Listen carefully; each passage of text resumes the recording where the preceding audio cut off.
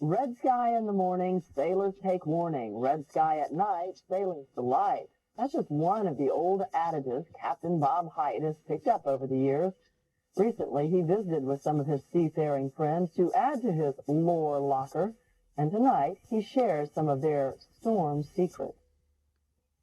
It used to be a common sight in boatyards along the coast, an old wooden hull getting new frames, new planking, and being refastened.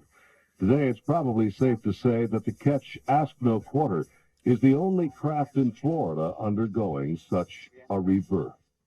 Who would undertake such a costly and time-consuming task in this age of plastic disposable boats? Well, my old friend, Captain Les Lathrop, he literally grew up aboard this boat.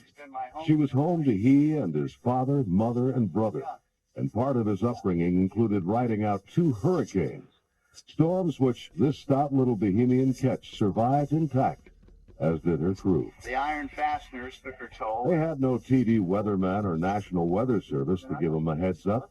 They just kept their own heads up. They could tell something was coming by looking. Usually by the sky and watching the birds. You see the wind backing. Of course, the time of the year you knew you were be on guard as far as that goes. It's things like that. And then the birds, you've got some of the frigate birds, what they call man-o'-war.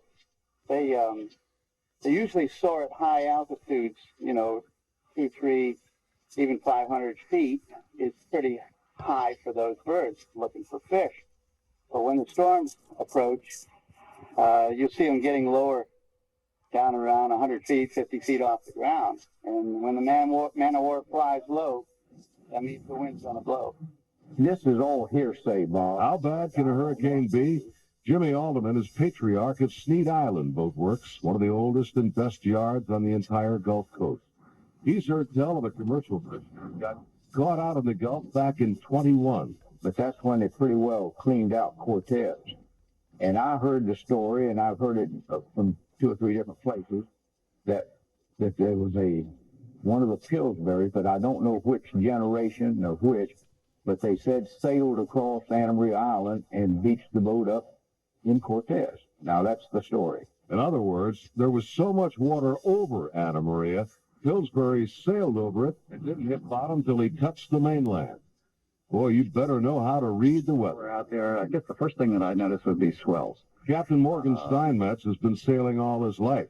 You hear him tell that he was born on the crest of a wave and rocked in the cradle of the deep.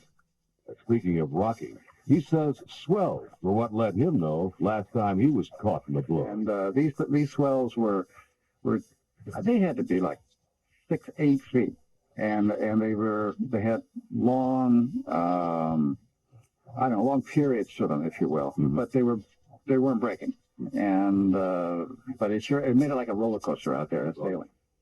Well, Morgan, it's beginning to rain. Do you think the storm's coming?